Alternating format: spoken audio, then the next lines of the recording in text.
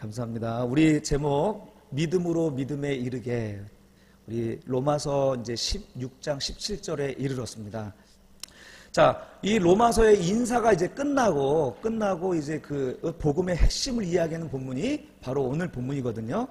자, 16, 17절은요 어떤 장이냐면 바로 이 인류 역사, 세계사의 흐름을 확 바꿔버린 구절입니다. 은혜로 시작해서 율법으로 마친 그 중세 어두운 시대를 막을 내리는 구절입니다.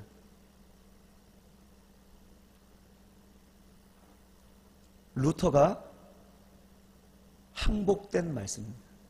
그 유명한 그 루터가 항복한 말씀입니다.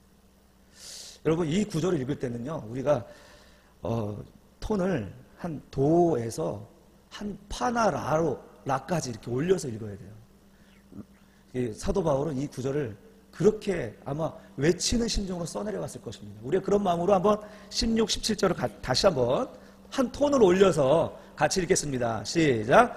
내가 복음을 부끄러워하지 아니하노니 이 복음은 모든 믿는 자에게 구원을 주시는 하나님의 능력이 됨이라. 먼저는 유대인에게요 그리고 헬라인에게로다. 복음에는 하나님의 의가 나타나서 믿음으로 믿음에 이르게 하나니 기록된 바 오직 의인은 믿음으로 말미암아 살리라 함과 같으니라. 아멘.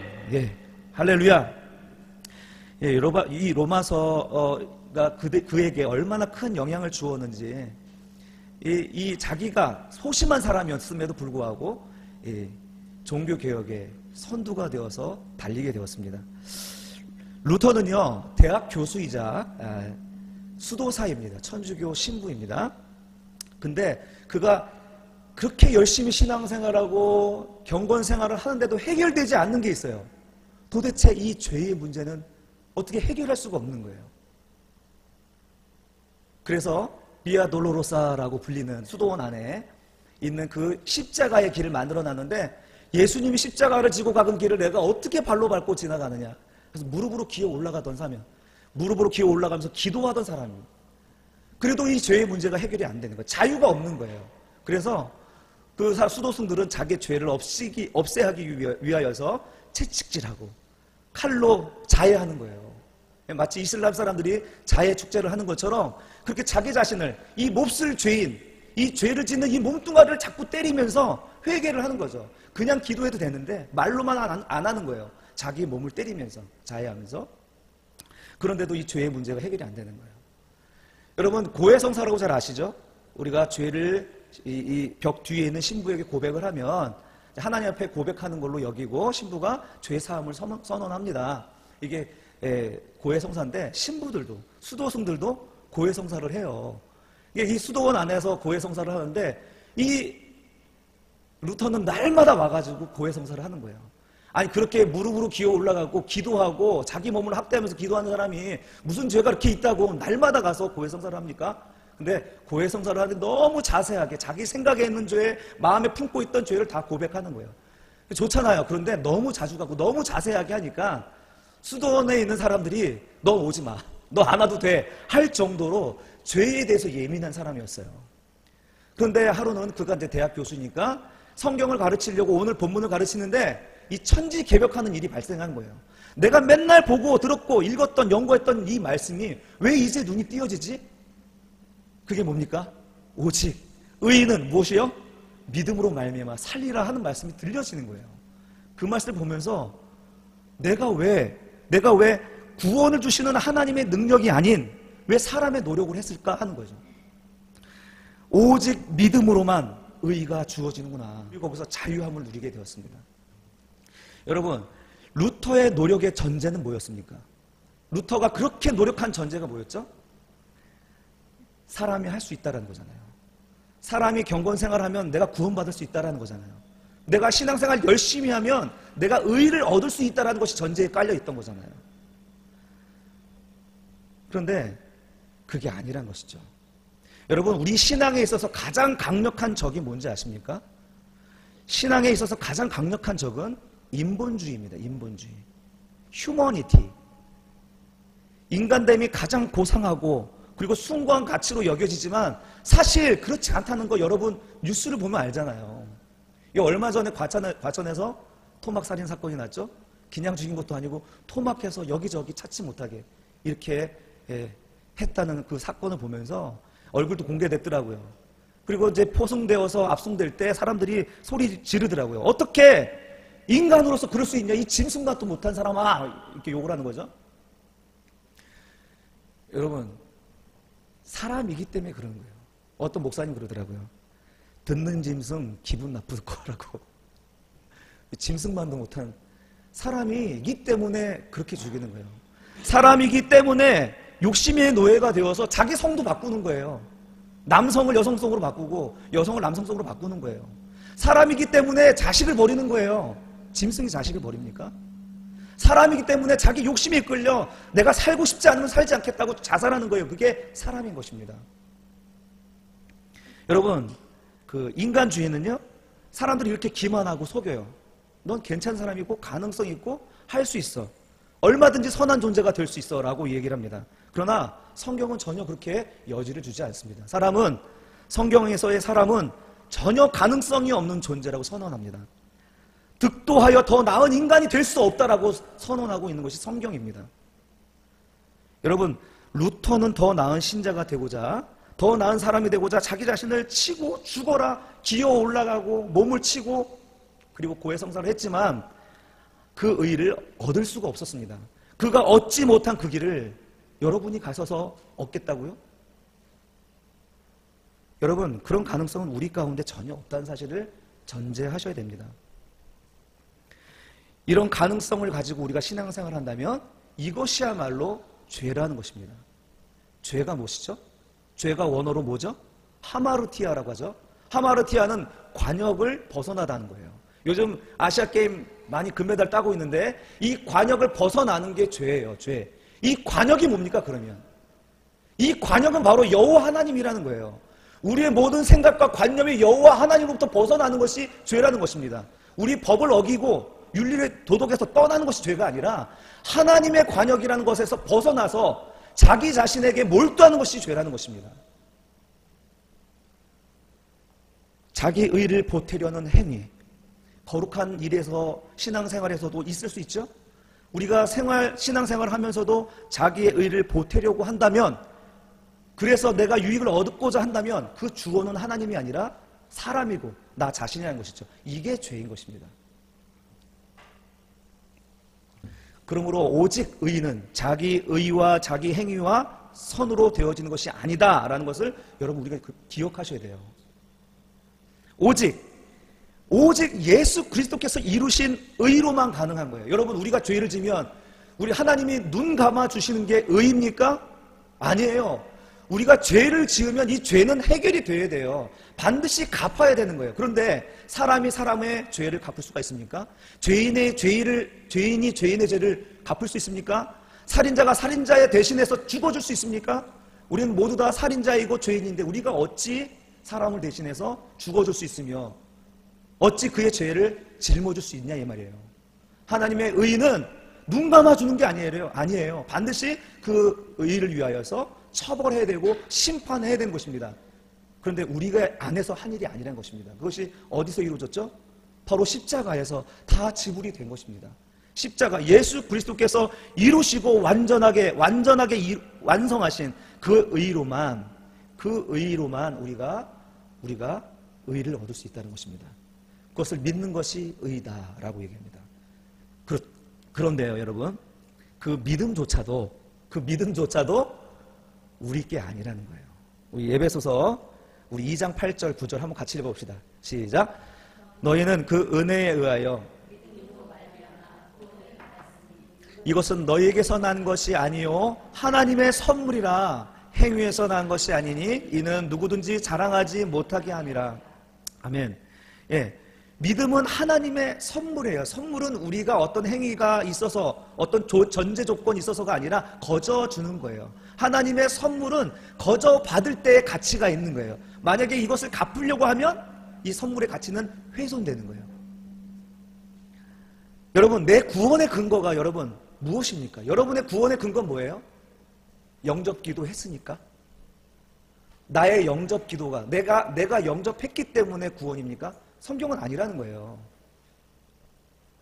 내가 구원의 확신을 하니까 내가 지금 구원받았다라고 말씀하십니까? 여러분, 내가 구원의 확신을 얻은 것이 내가 확신했기 때문에 확신한 것이라고 생각한다면 그것은 하나님이 주신 것이 아니에요. 나의 이성과 나의 존재적인 어떤 그 합리적인 생각에 의해서 받아들인 거지 하나님이 주시는 선물이 아니라는 거예요. 확신의 주체가 나라면 그것은 구원이 아니라는 것입니다. 믿음은 하나님의 거저 주시는 선물입니다.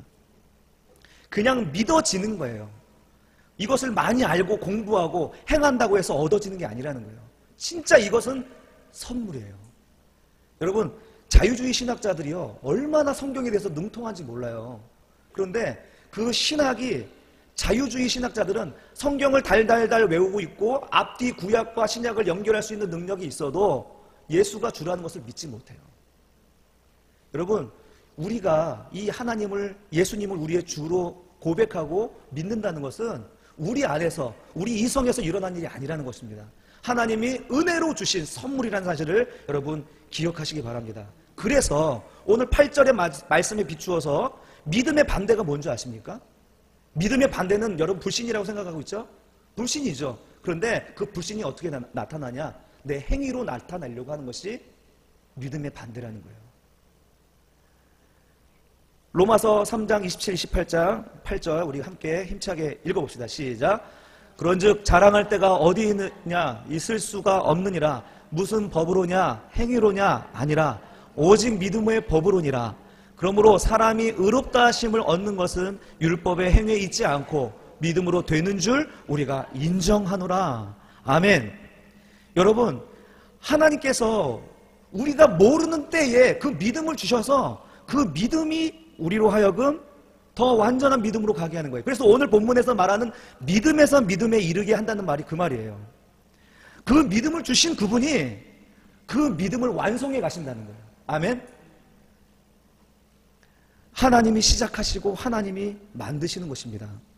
하나님이 창조하신 그분이 하나님이 주관하시고 통치하시는 거예요. 그러면 난 믿었다 하면 그냥 가만히 있으면 되냐 이렇게 생각하시겠지만 여러분 하나님이 여러분 가만히 두지 않으세요. 우리 믿음이 시작된 사람들은요, 성령이 우리 안에 내주하시면서 이제 우리의 말과 행동, 가치 하나하나 변화시켜 가시는 것입니다.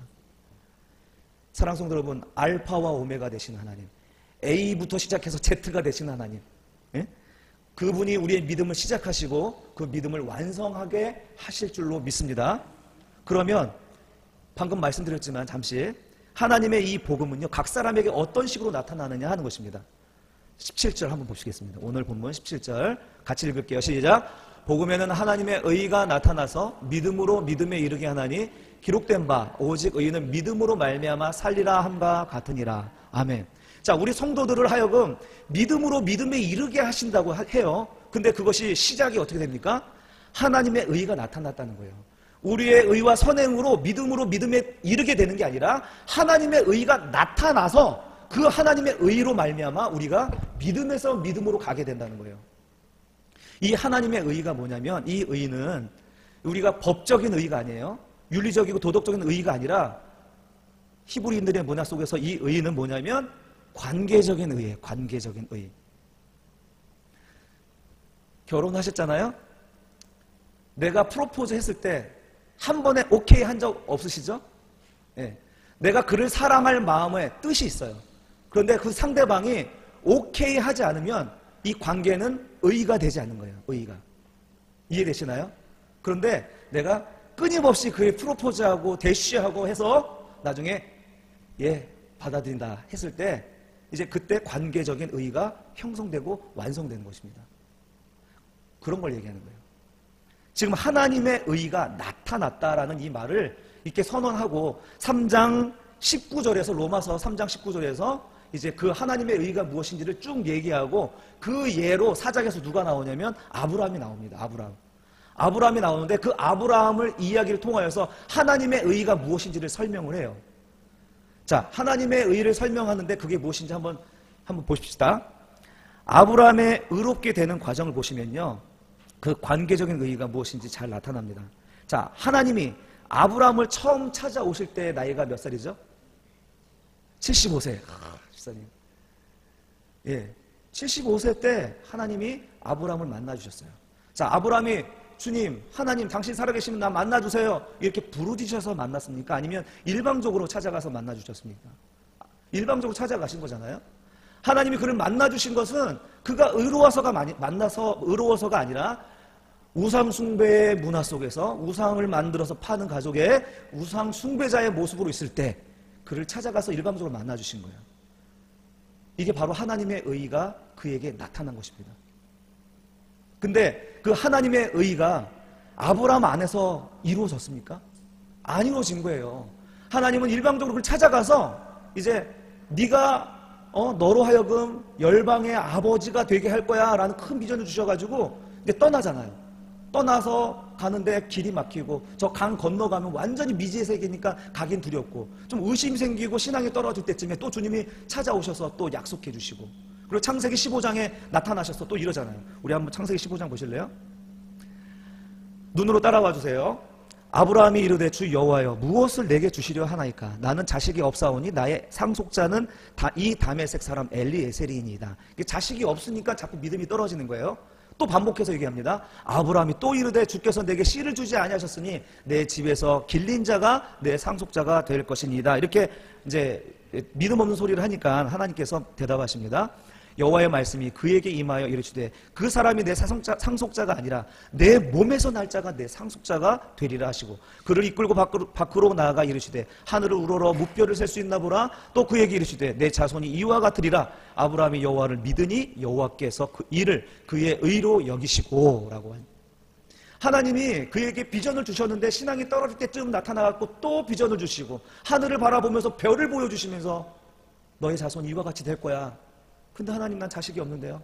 아니야. 바다의 모래를 봐라. 너희 자손이 이와 같을 거야. 계속 비전을 주시잖아요. 그랬더니 아브라함이 여호와를 믿었습니다. 여호와를 믿었으니 여호와께서 이를 그의 의로 여겨주셨다는 거예요. 자, 하나님의 의가 아브라함이 믿었을 때 시작됐습니까? 사도 바울이 얘기하는 것은요. 아브라함이 아멘 의로 내가 믿었다라고 했을 때 그 의가 시작된 게 아니라 하나님의 의가 먼저 나타났다라는 거예요. 하나님의 의가 언제 나타났습니까? 75세 때 우상 숭배자였을 때 그가 죄인이었을 때 하나님의 의가 그에게 이미 먼저 나타났던 거예요. 그런데 이 관계적인 의가 언제 완전하게 연합이 됩니까? 바로 오늘 창세기 15장에서 그를 믿으니 이제야 하나님이 믿어지는 거예요. 내 눈에는 보이는 게 전혀 없고 강 건너 미지의 세계는 아무도 가보지 않은 그 세계에 두려워서 갈 수 없는 그런 세계 그래도 가라고 하시는 하나님의 말씀이 이제 믿어지는 거예요. 그게 아브라함의 의가 된 것이고 이미 시작하신 하나님의 의와 아브라함이 믿는 그때의 완전한 관계의 의가 형성되어진 것입니다. 이것이 오늘 말씀하시는 하나님의 의라고 얘기하는 의입니다. 사랑하는 성도 여러분, 하나님이 우리 성도들의 삶 속에서 이미 하나님의 의가 나타나서 시작되고 있는 줄로 믿습니다. 여러분이 하나님을 인정하고 또 하나님을 받아들이기 이전에 이미 하나님의 의는 여러분 삶 속에서 파고 들어오고 있습니다. 그때 어떤 일이 일어나냐면 아브라함이 안정된 생활을 떠나야 했던 것처럼 방황하고 유리하고 그리고 내가 앞을 가눌 수 없는 막막한 지경에 이르게 된다는 거예요. 미지의 세계에 가야 되는 그 두려움을 안게 된다는 것입니다. 하나님의 의가 우리 신자들 안에 파고 들어오면 우리 신자들의 삶은 그렇게 시작된다는 거예요. 그렇게 하시는 이유가 뭘까요? 하나님은 우리의 옛 자아를 깨뜨리시는 거예요. 하나님은 옛 생각과 옛날에 우리의 가치관들을 깨뜨리시는 거예요. 그 가치관을 가지고서는 하나님의 백성으로 누리며 살 수 없기 때문에 그 걸리적거리는 겉옷을 벗겨버리시는 거예요.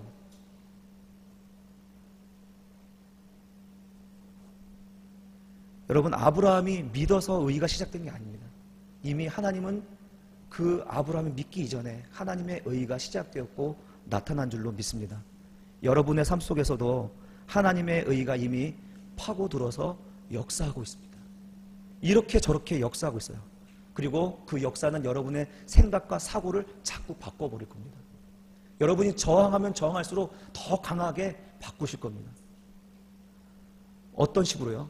하나님의 말씀으로, 선포되는 하나님의 말씀으로 여러분의 생각을 바꾸실 거예요. 그리고 사고를 바꾸고 생활의 태도를 바꾸고 여러분의 선택의 태도를 바꾸실 겁니다. 모든 것이 나 중심으로 선택하고 내 행복을 위해서 모든 것을 했다라면 이제 하나님을 위해서 살도록 하나님이 바꿔 나가실 것입니다. 계속 거부하면 어떻게 해요? 하나님이 또한 직접 설교하세요. 하나님이 직접 설교하면 삶 속에서 그 고난과 역경 속에서 깨닫게 되는 거죠.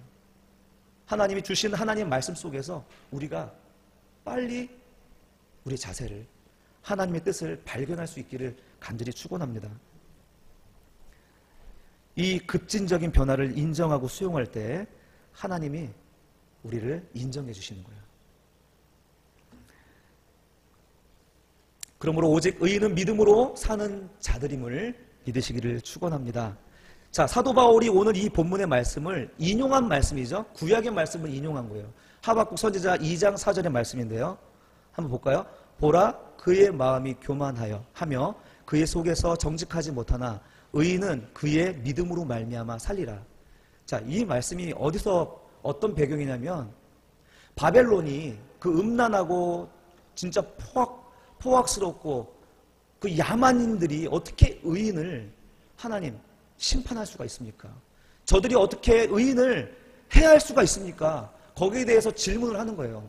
우리랑 똑같죠? 하나님 어떻게 믿는 사람들이 이렇게 고생할 수 있어요? 하나님 어떻게 우리 믿는 이들이 이렇게 어려운 일들을 당해야 됩니까? 내가 부끄러워서 예수 믿는다라고 말하지 못하겠어요. 말하는 거랑 똑같죠. 지금 하박국 선지자가 그렇게 얘기를 하는 거예요. 하나님 앞에. 하나님, 도대체 왜 의인을 죄인의 손에서 심판합니까? 이렇게 질문하는 거예요. 그랬더니 하나님이 대답하시기를 누가 의인이냐라는 거예요. 누가 의인이냐? 예배를 잘 드려서? 11조를 잘해서? 주일 성수 잘해서? 난 저들의 제사 냄새도 맡기 싫어. 의인은 그게 아니야. 내가 주는 의만이 진짜 의라는 거예요. 하나님이 주시는 의, 하나님이 준비하신 의만이 진짜 의지 너희의 행위로서 의가 되는 게 아니라는 거예요. 오직 의인은 그리스도를 믿는 믿음, 하나님을 믿는 믿음, 하나님이 주신 준비하신 의를 믿는 믿음만이 살리는 믿음이라는 것입니다. 할렐루야. 그래서 너희의 가짜 의인 노릇하고 있는 가짜 의를 다 쳐서 없애버리겠다는 거예요. 그래서 이 하나님의 이 관점과 하나님의 그 놀라운 계획을 깨달은 이 하박국 선지자는 놀라면서 이렇게 얘기합니다. 하박국 3장 2절이죠. 여호와여, 내가 주께 대한 소문을 듣고 놀랐나이다. 하나님의 말씀을 듣고 놀랐나이다. 여호와여, 주는 주의 일을 이 수년 내에 부응하게 하옵소서. 이 수년 내에 나타내시옵소서. 진노 중에라도 긍휼을 잃지 마옵소서. 이게 우리를 부응케 해달라는 뜻이 아니에요. 아, 하나님의 뜻이 그것이군요. 하나님이 우리가 망하고 철저하게 어그러지는 것이 하나님의 뜻이군요. 하나님, 수일 내에 하나님 그것을 이루어 주십시오. 이 말이에요. 하나님 그 일을 빠른 시간 만에 이루어 주셔요. 그러나 그렇게 진노하시는 중에 우리를 불쌍히 여겨 주십시오. 이렇게 얘기하시는 거예요. 여러분, 부흥은 나의 옛사람이 죽는 것입니다. 나의 옛 생각과 가치관이 사라지는 것입니다. 그래서 하나님으로 인하여서 내가 통치받고 하나님으로 인하여서 내가 새로운 피조물이 되는 것이 부흥입니다. 사랑하는 성도 여러분, 우리가 이렇게 하나님에게 묶여 사는 것이 부흥이에요. 옛자가 죽는 것이 부흥입니다. 여호와를 인정하는 것이 온 땅에 가득하고 생활 전 영역에서 하나님이 맞습니다. 하나님이 옳습니다. 아멘. 이렇게 받아들이는 것이 부흥인 줄로 믿습니다. 아브라함은 그제야 믿으니 하나님이 의로 여기셨다. 그래서 하박국 선지자는 3장 17, 18절에서 이렇게 고백합니다. 우리 같이 읽어볼까요? 시작. 비록 무화과 나무가 무성하지 못하며 포도나무에 열매가 없으며 감람나무에 소출이 없으며 밭에 먹을 것이 없으며 우리의 양이 없으며 외양간에 소가 없을지라도 나는 여호와로 말미암아 즐거워하며 나의 구원의 하나님으로 말미암아 기뻐하리로다. 아멘. 여러분, 무화과, 포도나무, 감람나무의 소출로 기뻐하던 삶이었어요. 우리도 마찬가지 아닌가요? 외양간에 소가 많아지고 양이 풍성해지는 것으로 기뻐하는 삶이었는데, 이것이 우리 인간의 본질을 기쁘게 하는 근본은 아니구나라는 것이에요. 그것이 있든지 없든지 그것으로 내가 기뻐하는 것이 아니라는 거죠. 그것으로 내가 일희일비하지 않겠다는 거죠. 난 오직 여호와 하나님으로만 기뻐하겠다라는 것을 고백하게 되는 거예요. 여러분, 우리가 철저하게 하나님으로 인하여서 우리가 통치받지 않고 나 자신이 옛자로부터 아직 구원받지 못한다면 이런 고백을 결코 할 수 없습니다. 하나님은 우리의 모든 외적인 환경과 안정된 상황에서 우리는 반드시 이끌어내실 것입니다. 불안하고 두렵고 알 수 없는 상황으로 우리를 몰아내실 것입니다. 여러분의 삶 구석구석에 간섭하셔서 여러분의 생각을 바꾸실 것입니다. 선택과 태도를 바꾸실 것입니다. 무엇으로요? 하나님의 말씀으로. 그리고 또 삶 속에서 설교하시는 하나님의 음성으로 우리를 바꾸실 것입니다. 그때 아브라함이 믿으니 의로 여겨주신 것처럼 우리도 언제나 하나님이 하시는 것은 옳습니다. 모든 상황에서 하나님의 뜻을 구할 수 있기를 주님의 이름으로 축원합니다. 하나님께서 그 하나님의 다스림 가운데 우리가 우리의 몸과 마음을 드릴 때 하나님은 우리를 긍휼히 여겨 주실 것이며, 그리고 궁극적으로 진정한 자유와 행복, 루터가 경험했던 천지가 개벽하는 그런 신앙의 즐거움과 신앙의 기쁨을 여러분이 누릴 수 있게 될 줄로 믿습니다. 우리 하나님이 신실하심을 믿으십니까? 아멘. 우리 찬송가 393장입니다. 오 신실하신 주 1절만 좀 부르시고 우리가 하나님께 좀 기도했으면 좋겠습니다. 우리 주의 신실하심을 믿었으면 좋겠습니다. 우리가 두려워하는 것은요, 우리가 삶 속에서 두려워하는 것은 하나님의 신실하심을 믿지 못하기 때문이 아닐까요? 창조주 하나님은 모든 것을 운행하시고 통치해 주십니다. 그리고 창조하신 그분이 신실하게 우리를 인도해 주실 줄로 믿습니다. 우리가 오 신실하신 주 찬양하며 고백했으면 좋겠습니다. 오 신실하신 주 내 아버지여, 늘 함께 계시니 두려움 없네. 그 사랑 편찮고 날 지키시며 어제나 오늘도 한결같네. 오 신실하신 주, 오 신실하신 주, 날마다 자비를 베푸시며 일용할 모든 것 내려주시니 오 신실하신 주 나의 구주. 오 신실하신 주, 오 신실하신 주, 오 신실하신 주, 날마다 자비를 베푸시며 일용할 모든 것 내려주시니 오 신실하신 주 나의 구주. 이 시간 함께 기도했으면 좋겠습니다. 우리 주님은 신실하십니다. 그러셔서 우리를 구원하시기로 작정하셔서 하나님의 의를 우리도 모르는 때에 이미 시작하신 그분은 신실하게 우리의 구원을 완성하시고 우리를 만들어 가실 줄로 믿습니다. 나의 행위를 섞지 마십시오. 나의 의를 섞는 행위를 멈추십시오. 하나님의 구원의 의를 믿음으로 아멘, 모든 상황에서 아멘, 주님이 옳습니다라고 믿을 때 성령 하나님께서 우리의 삶 속에서 우리에게 역사하시고 우리를 인도해 가실 줄로 믿습니다. 오늘 말씀을 생각하시면서 함께 기도했으면 좋겠습니다.